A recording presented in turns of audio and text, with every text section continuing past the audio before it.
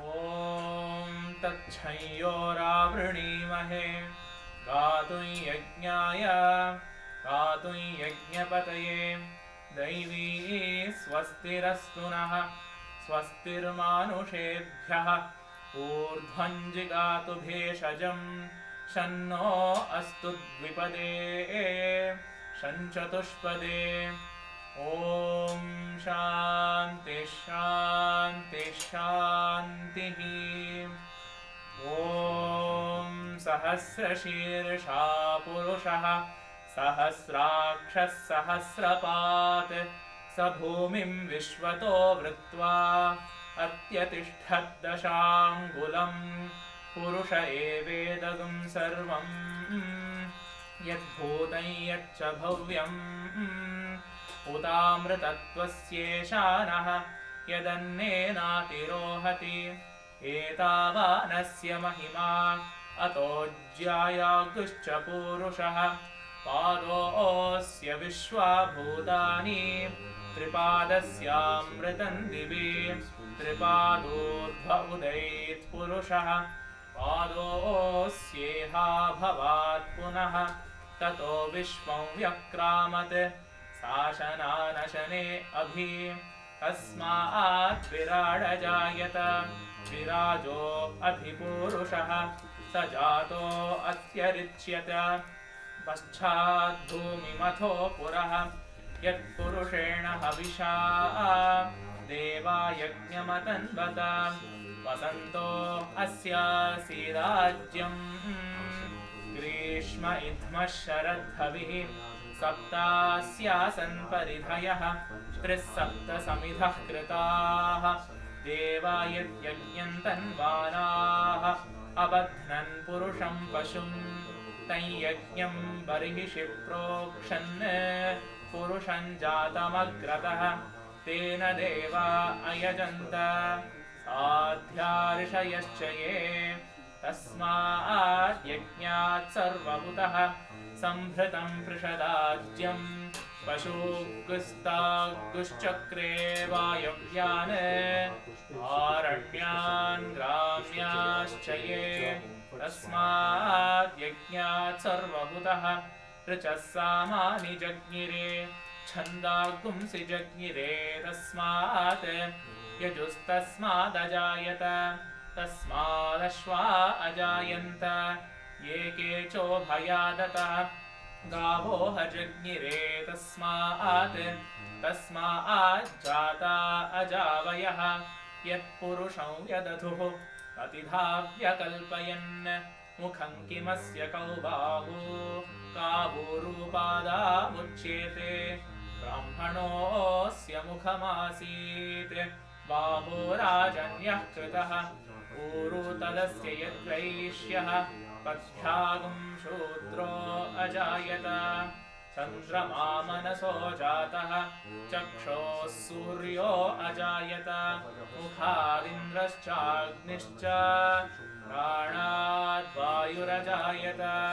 नाभ्यासीदन्तरिक्षं शीर्ष्णोद्यौ समवर्तत पद्भ्यां भूमिर्दिशः श्रोत्रात् तथा लोकाकुम् अकल्पयन् वेदाहमेतं पुरुषं महान्तम् आदित्यवर्णं तमसस्तु पारे सर्वाणि रूपाणि विचित्य धीरः नामानि कृत्वाभिवदन् यदास्ते धाता पुरस्ताद्यमुदा जहार शक्रः प्रविद्वान् प्रदिशश्चतस्रः तमेवं विद्वान् अमृत इह भवति नान्यः पन्था अयनाय विद्यते यज्ञेन यज्ञमयजन्त देवाः तानि धर्माणि प्रथमान्यासन् ते हनाकं महिमानः सचन्ते यत्र पूर्वे साध्याः सन्ति देवाः अभ्यः सम्भूतः पृथिव्यैरसाच्च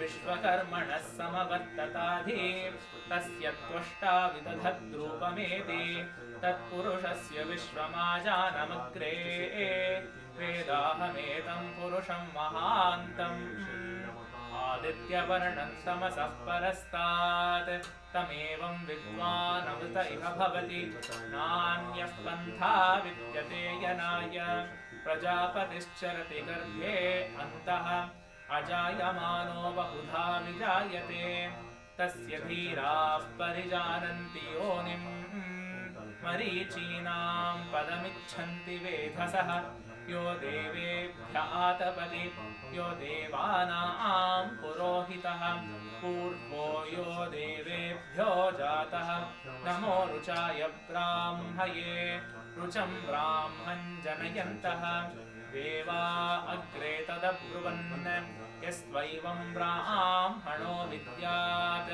तस्य देवा असन्वशे ह्रीश्च ते लक्ष्मीश्च पत्न्यौ अहोरात्रे पार्श्वे नक्षत्राणि रूपम् अश्विनौ व्यात्तम् इष्टं मनिषाण अमुं मनिषाण सर्वं मनिषाण ॐ तच्छयोरावृणीमहे गातुं यज्ञाय गातुं यज्ञपतये दैवी स्वस्तिरस्तु नः स्वस्तिर्मानुषेभ्यः ऊर्ध्वं दिगातु भेषजं शन्नो अस्तु द्विपदे शञ्चतुष्पदे ॐ शान्ति शान्ति शान्तिः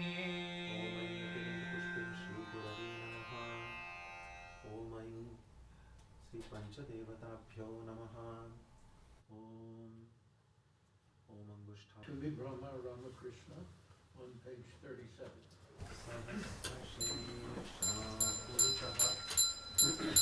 सहस्राक्ष सहस्रपात् सधूलिं विश्वतो विद्वा अत्यतिष्ठत्कशाङ्गुलम्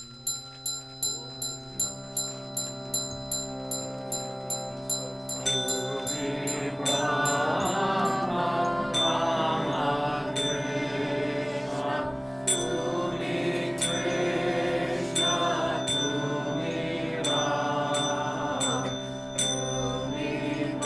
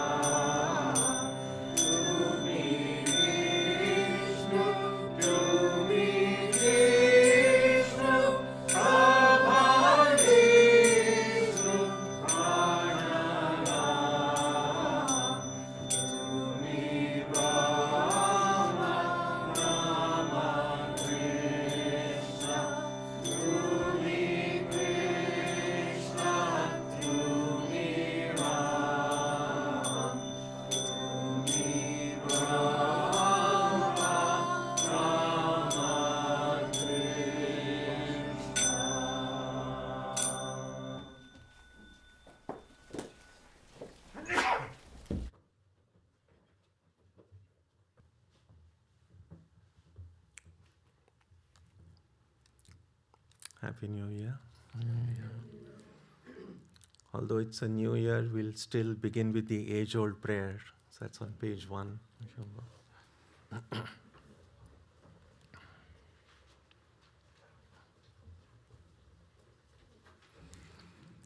Om Prithvi Shantirantariksha Shantir Dyau Shantir Disha Shantiravantara Disha Shantiragni Shantir Vayu Shantiraditya Shantish Chandrama Shantir Nakshatrani Shantirapa Shantiroshadaya Shantir Vanaspataya Shantir Gau Shantiraja Shantirashva Shantir Purusha Shantir Brahma Shantir Brahmana Shantir Shantireva Shanti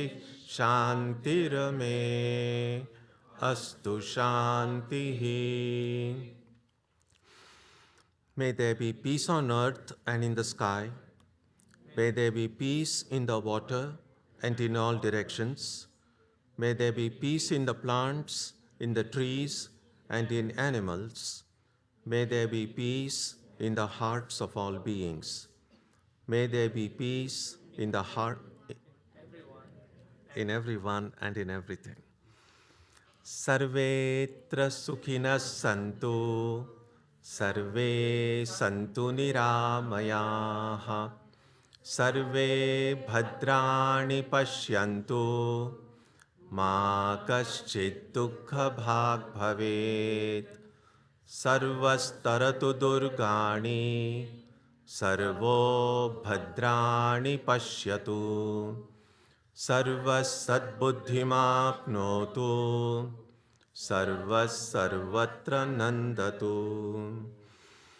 May all be happy and healthy, may all see what is good, and may no one experience misery.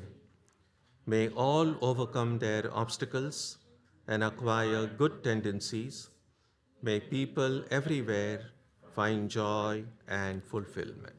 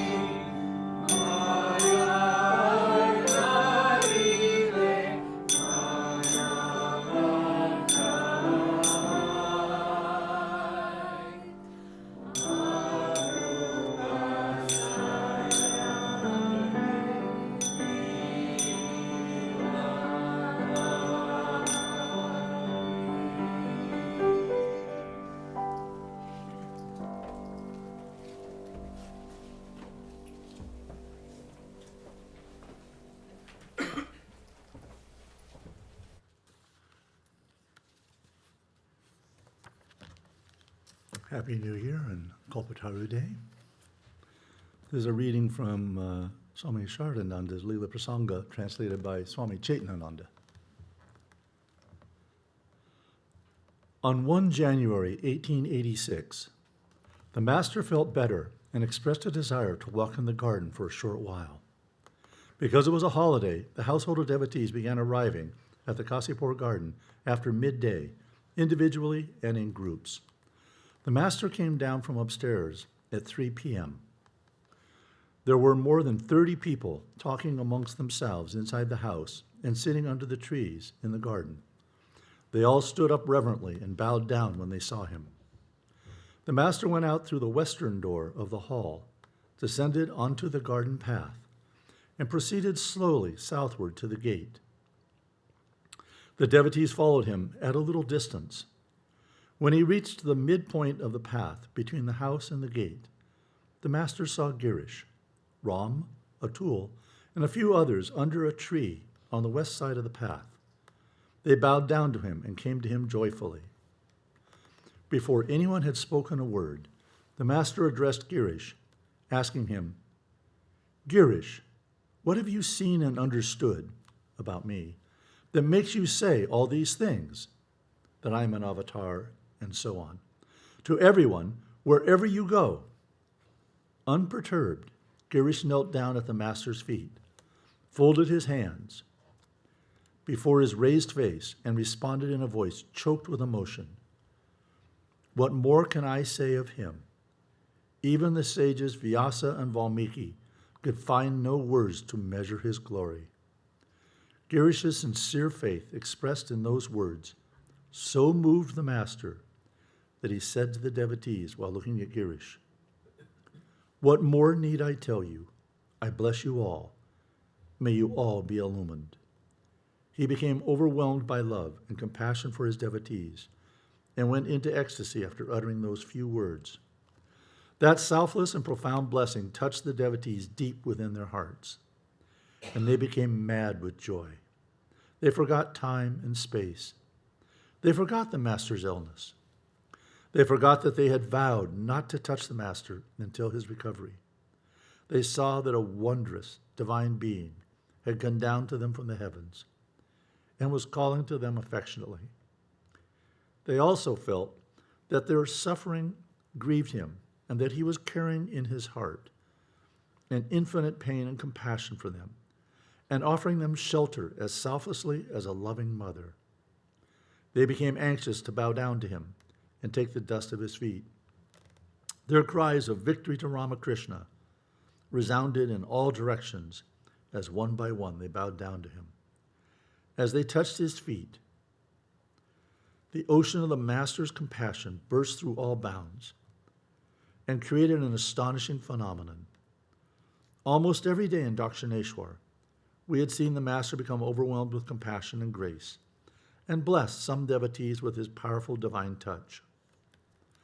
On this day, as he remained in a semi-ecstatic state, he began to touch each devotee present in a similar way, and their joy was boundless.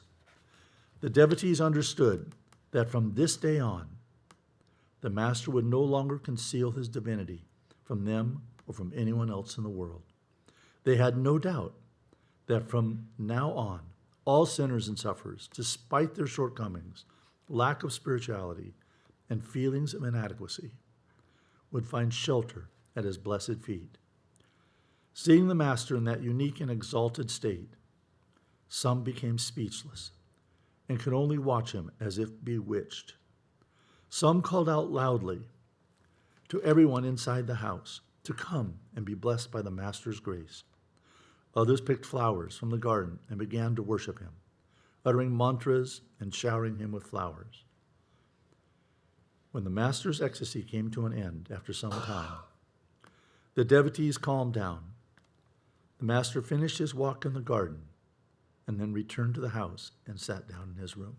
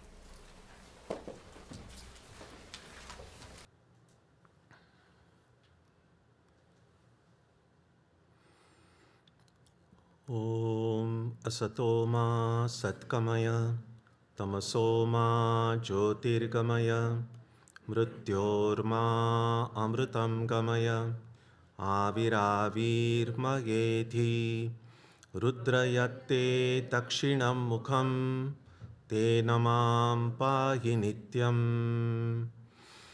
May the Divine lead us from the unreal to the real, from darkness to light, from death to immortality. May the Divine consciousness fill our hearts and protect us.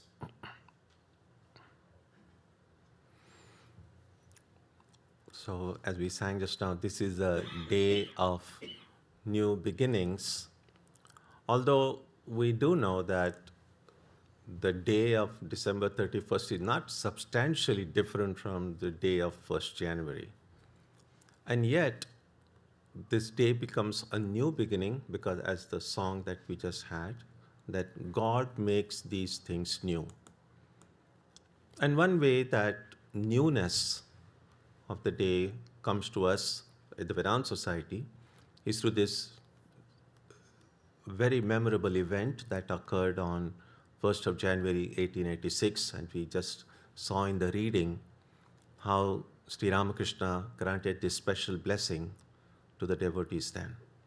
And we believe that that blessing was not meant only for those handful of devotees present on that day more than 100 years ago, but that blessing comes to us not only on the 1st January of every year, but also it can come every day, every moment of our lives.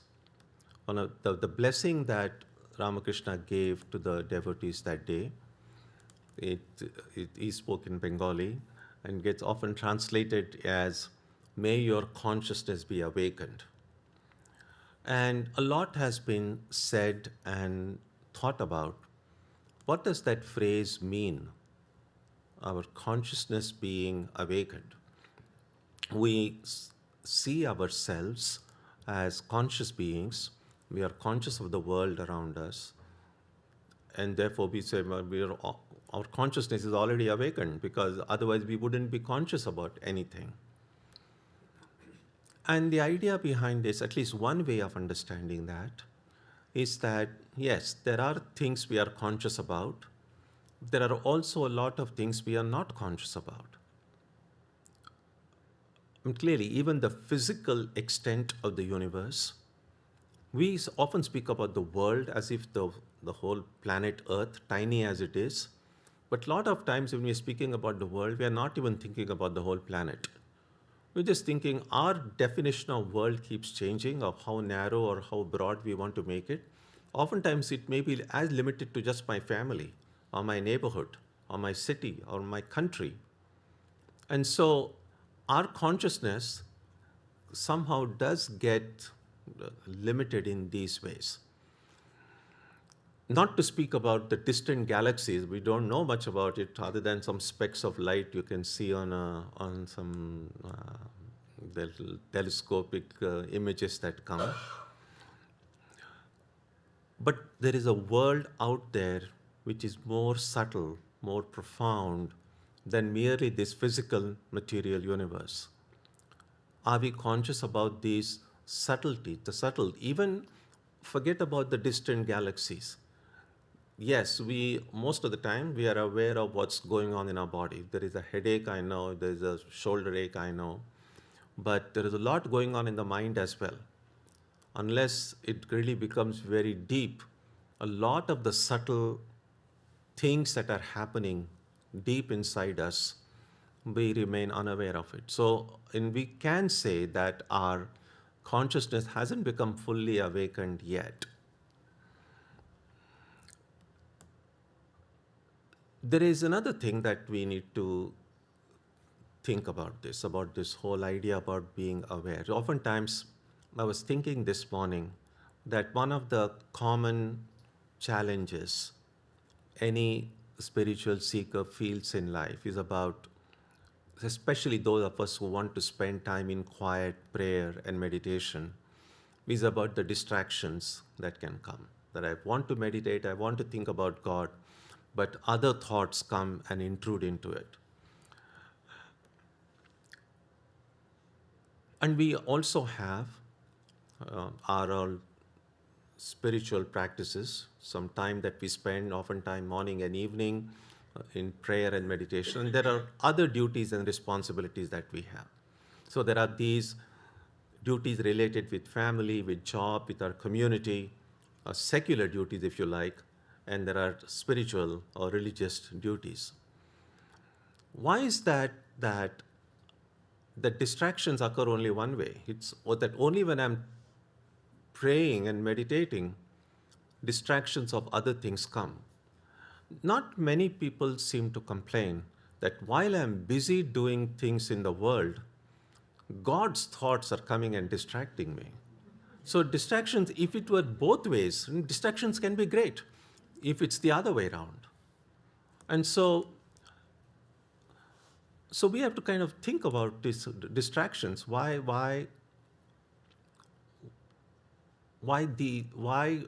I don't. And one way to think about that is clearly that I'm so conscious of the material world and my other things. It is impinged on my consciousness at a much deeper level, that these things intrude on me. And even as a spiritual seeker, consciousness about these spiritual realities, about God and these subtle dimensions of reality haven't gone as deep yet. And that's why they are not coming and intruding upon my awareness of the material world. And it's possible, therefore, to think about our spiritual practices. And one way to think about that would be this, that when we say, oftentimes we go to a doctor and sometimes the doctor gives us a shot. And shot is sometimes, let's say, given in the, whatever this, left arm and this thing they'll give. Now, we expect that whichever part the shot is given, we said only that part will get the benefit, not the rest of the body. That would make no sense. So although we take shot in one part of the body, the idea is that benefit will reach the entire body. Similarly, if I have a headache and I take a Tylenol, I don't feel that just the moment I'm swallowing Tylenol, that's the only time I'm going to get the benefit. No, I expect that that benefit will last for several hours afterwards. And it might be helpful to think about our spiritual practices in that way, that we might be spending, say, a few minutes, say 15 minutes or half an hour in our prayer and meditation. And with a little bit of practice, most of us are able to experience a measure of calmness and harmony and upliftment during that time we are in meditation, in prayer. But again, immediately after that, when we get busy with other things, it's as if that what we did during our prayer or meditation has no connection with the rest of the day when we are doing other things. So is there a way by which whatever spiritual practice that I do, its effect doesn't remain limited only during that time I'm engaged in it, but somehow moves beyond. And these thoughts have been going on in my mind now because, as you know, for the last few months we have been reflecting on these 4 basic practices called in Sanskrit sadhana chatushtaya. And many of you have been paying attention to that, and we've been writing about it in the blogs as well. Now, those practices are a little bit different from our time-bound practices. Like most people say, okay, I'm going to do japa in the morning and japa in the evening. But these practices like discernment, viveka, vairagya, I can't say, oh, I'm going to practice non-attachment for 30 minutes in the morning and 30 minutes in the evening. Or I'm going to have faith for 1 hour in the morning and 1 hour in the evening. So those practices are not limited by time or place. those are, as if you could say, like always on practices. As opposed to these other practices that we do, and japa and stuff like that, they are done at a specific time, often in a specific place. So these two kinds of practices are connected. In fact, the goal is that these specific practices we do at specific times, ideally, they should evolve into always on practices. For instance, even if I meditate for half an hour in the morning, and of course, then you have to get up and do other things after that. So, although technically I would say, well, my meditation was for 30 minutes, and after 30 minutes, my meditation has ended. Is a meditative awareness can continue even after I get up from my meditation seat, and as I get engaged in other activities, can that awareness, that prayerful surrender to the divine, shouldn't be present only when I'm praying? Can that continue even after my prayer has ended? When I go and serve somebody, help someone, while I'm actually in the process of serving, of course, I can try to look upon and the person as I'm serving the divine, whichever way one sees one act of service. But that service attitude, that the mind that we bring in that serviceful activity, that should not stop when my service has ended. Somehow, can that continue? And I think these viveka, vairagya, the discernment, non-attachment, restraint of the senses, restraint of the mind, faith, concentration, the longing for freedom, all of these things are like always on practices. So whatever specific practices we may be engaged in our daily life, they should eventually lead to some kind of awareness which will outlast the times when we are engaged in it. In other words, can that consciousness become a distraction, a welcome distraction as we are busy with these kind of humdrum chores of daily life? And in fact, those distractions will make our daily life much more sweet. Sometimes life can get monotonous. It may not seem so monotonous when we are very young, but when we reach a middle age and a later stages, by that time, many of us have reached a point like been there, done that. You've seen these things happen over and over and over again. Nothing new, exciting seems to be around. And then you'd say, what am I going to do the rest of my life? Because everything seems so repetitive.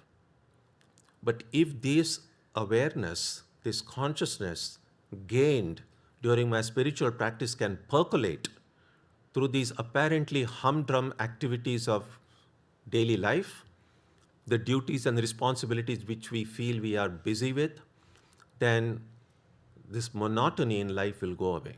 People try to get over their monotony by doing, let's do some new thing, let's do this. And even the newness of everything evaporates pretty quickly. But the only way things will remain, make it new, and that's what that song meant by saying, God makes things new. In the sense that everything that is repetitive, which appears monotonous, which doesn't seem to bring that innate joy, if somehow it is touched with the presence of God, then it becomes new again. Every day can become a new year when that awareness comes in. And I believe that at least one way of understanding Ramakrishna's blessing on that day, that may your consciousness be awakened, I mean, can I become aware of there is a deeper reality, deeper presence in our life. In every step we take, every breath we take, there is the presence of God. And if that awareness remains with us, we will not be the same person that we have been all these years. Because spiritual life is not just about getting a few moments of calmness and getting a good sleep at night. It's much more than that. It's a way of discovering who we are. And who we think we are now, it's going to sound very terrible, but not to many Vedanta students, but who we think we are now, that's not who we are. We are far better than our present versions that we are familiar with. But the best version of myself will be revealed only when I learn to look at myself with new eyes. And if I can see myself with the new eyes, the world I see will be very different as well. The world will appear new. Every day will become new. The world I see is a reflection of myself. Sometimes we just say, oh, this is a terrible world. No, this is something terrible going on here. It's something terrible perception I have. If something changes here, then the world will change. The same world that you and I live in, Ramakrishna saw that world as filled with the bliss of the Divine Mother. It was not a different world. So how come he saw something different and then we see something different? Centuries have passed, people have gone on reforming the world. And yes, some amount of good has been done. But all of that good kind of goes up and goes down. That's why all of these improvements and then decline, it just happens periodically. Study history, we see it happening all over. Which is why we need social activists, we need reformers to come in every generation to try to do good. But if we think that good is going to be permanent, eternal, I think we may be deluding ourselves. The only way to bring about permanent change outside is to bring about a permanent change inside. And that is what Ramakrishna meant when he says, may your awareness be awakened. Now, clearly, this is not the only way to understand it. So I would encourage you, whenever you get a chance, and especially today, if you can, reread that event of the Kalpataru, see what ideas come to us. Maybe you might come up with different insight that might help you, guide you in your life, in your practice, in your understanding. So my prayer to Ramakrishna, to Holy Mother, to Swamiji, through all the great ones of the past, that through their help, through their prayers for all of us, may our life forward be filled with peace, filled with calm, and filled with wisdom, so that we can bring not only joy to our own selves, but to joy to people around us as well. Om Jananim Saradam Devim Ramakrishnam Jagadgurum Padapadme Tayo Shritva Pranamami Muhurmuhu. Ode to Joy by Beethoven from his Ninth Symphony.